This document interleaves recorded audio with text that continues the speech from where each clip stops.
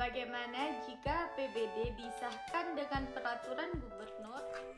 Baik, di sini sedikit saya membahas tentang bagaimana APBD harus disahkan melalui peraturan gubernur. Jadi kalau kita melihat pasal 1 angka 32 Undang-Undang Nomor 23 Tahun 2014 tentang pemerintahan daerah, disebut sedikitnya APBD adalah rancangan keuangan tahunan daerah yang ditetapkan dengan perda-perda, maka ya harus hanya lewat perda. Terus lebih lanjut, jika kita melihat pasal 65 ayat 1 Undang-Undang huruf D yang sama menyebutkan sedikitnya kepala daerah mempunyai tugas menyusun dan mengajukan rancangan perda tentang APBD, rancangan perda tentang perubahan APBD dan pertanggungjawaban APBD kepada DPRD untuk dibahas bersama-sama. Pertanggungjawaban itu, maka untuk APBD mesti ada persetujuan bersama DPRD, nggak boleh bentuknya pergub. Terus ini juga sesuai dengan fungsi DPRD, yaitu fungsi anggaran. Kalau pergub sifatnya lebih teknis, jadi si pergub menunggu aturan yang sifatnya krusial dengan skop yang lebih general terlebih dahulu, misalnya perda. Jadi nanti untuk aturan yang lebih teknis untuk melaksanakan pasal tertentu diatur oleh peraturan gubernur, karena peraturan gubernur merupakan inisiatif kepala daerah tanpa melibatkan DPRD, jadi tidak semua bisa langsung diatur dalam peraturan gubernur. Jika APBD dilakukan oleh peraturan gubernur, akan ada keterlambatan pembangunan di daerah-daerah. APBD ini dimaksudkan untuk mengembangkan daerah-daerah yang dialokasikan sepenuhnya untuk pembangunan daerah. Sebelumnya, anggaran pendapatan belanja daerah dilaksanakan oleh pemerintahan daerah secara langsung.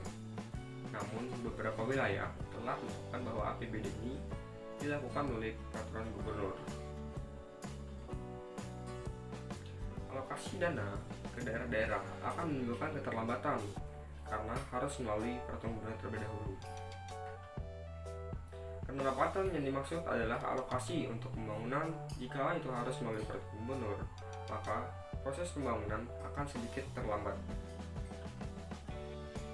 Namun, beberapa pendapat yang setuju bahwasannya alokasi APBD dilakukan harus melalui pergub akan berdampak positif.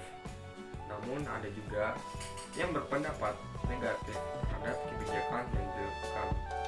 Sebagai contoh, Sekretariat Daerah Kota Sukdajo, Pekanbaru, Haji Muhammad Jamil, MAG MSI menyebutkan APBD 2022 senilai 2,52 triliun tersebut telah selesai diverifikasi pemerintah kota provinsi Riau.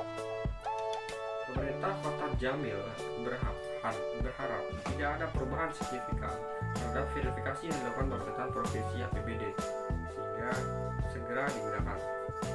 Dapat kita ketahui bahwasannya di dalam penjelasan contoh tersebut, APBD kan beberapa terhambat untuk pembangunan di daerah karena anggaran pendapatan daerah tersebut harus melalui proses peraturan gubernur terlebih dahulu. Menurut saya sedikit tentang bagaimana anggaran pendapatan belanja daerah itu harus lewat pergub terlebih dahulu.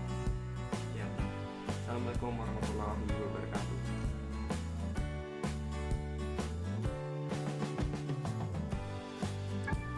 E-budgeting adalah sistem penyusunan anggaran yang di dalamnya termasuk aplikasi program komputer berbasis web untuk memfasilitasi proses penyusunan APBD, anggaran pendapatan dan belanja daerah. Manfaat e-budgeting adalah signifikan terhadap perkembangan zaman dan masyarakat dapat melakukan pengawasan secara langsung melalui web sehingga korupsi-korupsi akan terhindar, yang mana bahwasanya negara Indonesia adalah salah satu negara tingkat korupsi tinggi di dunia. Jadi adanya e-budgeting akan mempermudah transparansi perkembangan dana daerah dan mempercepat proses pembangunan. E-budgeting ini adalah sistem keuangan yang disimpan secara online dengan tujuan transparansi kepada setiap pihak. Setiap orang bisa mengakses data anggaran yang disusun pemerintah, sehingga bisa mencegah upaya penggelapan dana.